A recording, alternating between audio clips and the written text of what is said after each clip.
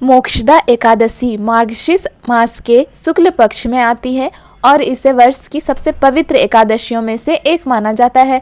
मोक्षदा का अर्थ है मोक्ष प्रदान करने वाली। इस दिन भगवान विष्णु की पूजा और उपवास करने से न केवल स्वयं के पापों का नाश होता है बल्कि पितरों को भी मुक्ति मिलती है। पौराणिक कथा के अनुसार राजा वैखानस ने इसी व्रत के पुण्य से अपने पिता को नरक से मुक्ति दिलाई थी। यह एकादशी इसलिए भी विशेष है क्योंकि इसी दिन भगवान श्री कृष्ण ने अर्जुन को गीता का उपदेश दिया था, इसीलिए इसे गीता जयंती के रूप में भी मनाया जाता है।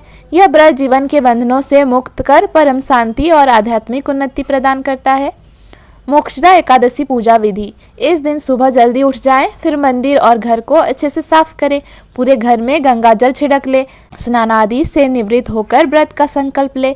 विष्णु जी को गंगा जल से स्नान कराएं, फिर उन्हें रोली, चंदन, अक्षत आदि अर्पित करें। सबसे पहले भगवान गणेश की आरती करें, फिर विष्णु जी की आरती कर लक्ष्मी जी की भी आरती करें। एकादशी के अगले दिन द्वादशी को पूजन के बाद जरूरतमंद व्यक्ति को भोजन व दान दक्षिणा दे। इसके बाद ही भोजन करे और व्रत का पारण करे। मोक्षदा एकादशी व्रत कथा। गोकुल नाम के नगर में वैखानस नामक राजा राज्य करता था। उसके राज्य में चारों वेदों के ज्ञाता ब्राह्मण रहते थे। वो राजा अपनी प्रजा का पुत्रवत पालन करता था। एक बार रात्रि में राजा ने एक स्वप्न देखा कि उसके पिता नरक में हैं। उससे बड़ा आश्चर्य हुआ। प्रातः वह विद्वान ब्राह्मणों के पास गया और अपना स्वप्न सुनाया। कहा, मैंने अपने पिता को नरक में कष्ट उठाते देखा है। उन्होंने मुझसे कहा कि हे पुत्र, मैं नरक में पड़ा हूँ, यहाँ से तुम मुझे मुक्त कराओ। जब से मैंने ये वचन सुने हैं तब से मैं बहुत बेचैन हूँ। चिंत में बड़ी अशांति हो रही है। मुझे इस राज्य, धन, पुत्र, स्त्री, हाथी, घोड़े आदि में कुछ भी सुख प्रतीत नहीं होता।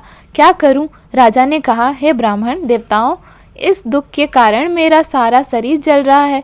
अब आप कृपा करके कोई तप, दान, व्रत आदि ऐसा उपाय बताइए जिससे मेरे पिता को मुक्ति मिल जाए।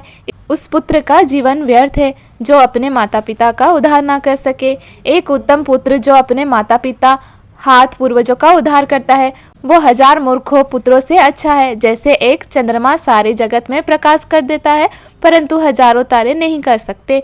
ब्राह्मणों ने कहा, हे राजन, यहाँ पास ही भूत, भविष्य, वर्तमान के ज्ञाता पर्वत ऋषि का आश्रम है। आपकी समस्या का हल वे जरूर करेंगे। यह सुनकर राजा मुनि के आश्रम पर गया।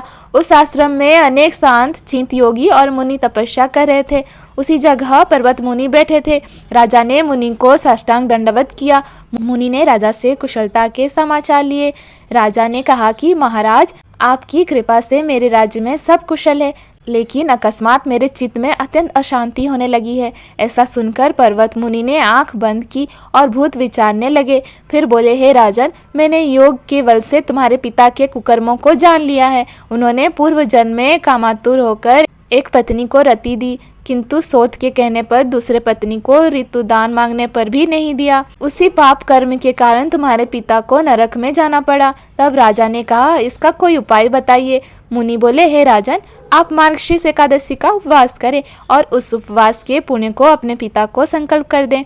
इसके प्रभाव से आपके पिता की अवश्य ही नरक से मुक्ति होगी। मुनि के ये वचन सुनकर राजा महल में आया और मुनि के कहने अनुसार कुटुंब सहित मोक्षदा एकादशी का व्रत किया। इसके उपवास का पुण्य उसने पिता को अर्पण कर दिया।